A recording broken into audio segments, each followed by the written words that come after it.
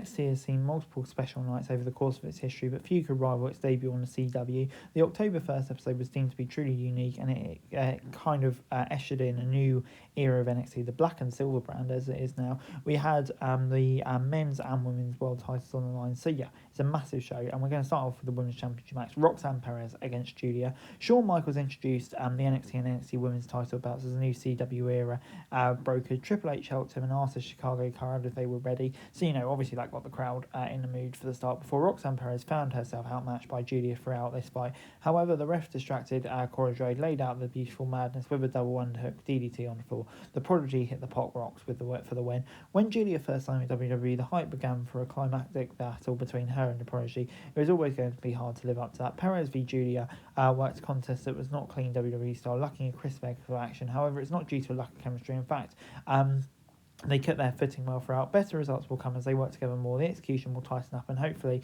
they will find that fresh edge that is so far into NXT. The result was a genuine shock, though. Vaquer's arrival was a tip-off last week. Jade's arrival adds even more complications to the main event scene. It will not hurt Julia, who didn't need to an undefeated streak to become a great. She will get another shot to take the gold and likely win the rematch as long as Vaquer does not hop to the front of the line.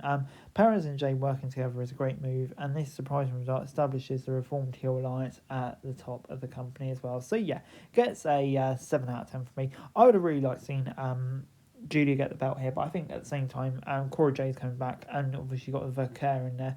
The women's division at the top is so hot right now, and you can continue on for weeks and weeks to come. So yeah, I'm not massively against it, but yeah, dramatic start to the show. We then got a street fight between Zachary Wentz and Wesley. Wentz had Willie reeling until he hesitated at the wrong time. This allowed Lee to take a cheat shot and hit a diving chain wrap knee through his rival in the steel chair to win. Lee and Wentz brought all their chaotic straight fight. It was a crash-filled spot fest with some dangerous landings that sold how much both men hated each other. And a rare statement for NXT, this bout may have been a bit too long. The heat was wearing down the stretch, but ultimately it gave Lee a massive victory. There may in the end be for the Rascals and former NXT, which is a shame. Wentz has shown consistently how good he is, and Trey Miguel can definitely elevate teams as well.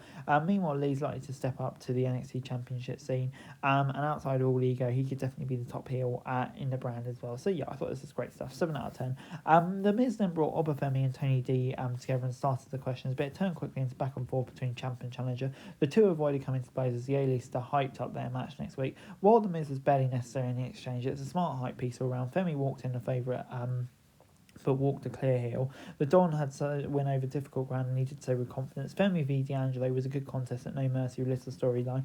The rematch was a chance to solidify the legacy of both men in NXT regardless of the results. It's like the ruler will still walk out victorious, but the silver and black brand has done enough to sell that the Don could very feasibly pull off the upset as well. So yeah, I thought this was a really good start to the show. Before we got Jada Parker and Lola Vice taking on facial influencers Fallon Henry and JC Jane.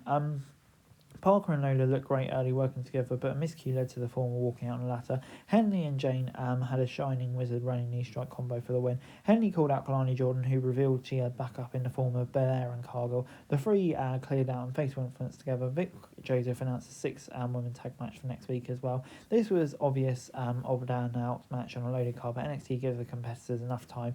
Even if the lats and stakes as the rest of the card did, they're all great athletes. Henley and Jane did not quite find their rhythm, but Henley v Vice is definitely going to be an interesting match, and it was nice to see faithful influence pick up such a statement victory. It's a shame it was undercut so severely by the rest of the card, but I think it delivered a crowd pleasing moment. So yeah, I'll give it a 6 out of 10. And before we got Trick Williams taking on Ethan Page with CM Punk as special guest ref. Trick Williams survived the best shots of all ego Ethan Page and planted him with a trick shot for the win.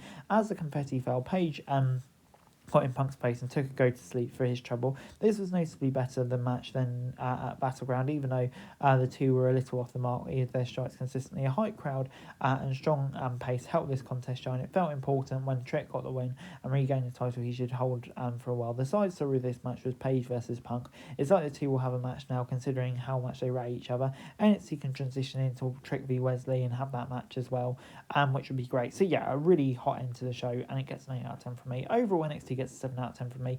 Once again, a really good episode of NXT for me. Really good first match, I think, highlighted by probably Trick versus Trick versus Ethan. Trick, of course, getting the gold again, and then I really enjoyed Wesley, Zachary Wentz as well. So, you know, I thought it was a really, really good strong show on the whole. Hey guys, that's it for this video. Thanks very much for watching. Remember to like, share, subscribe, follow us on our socials, link in the description below for daily wrestling news, meme and content. Subscribe to our other channels on screen right now, that'd be greatly appreciated. Thanks very much for watching. Peace out.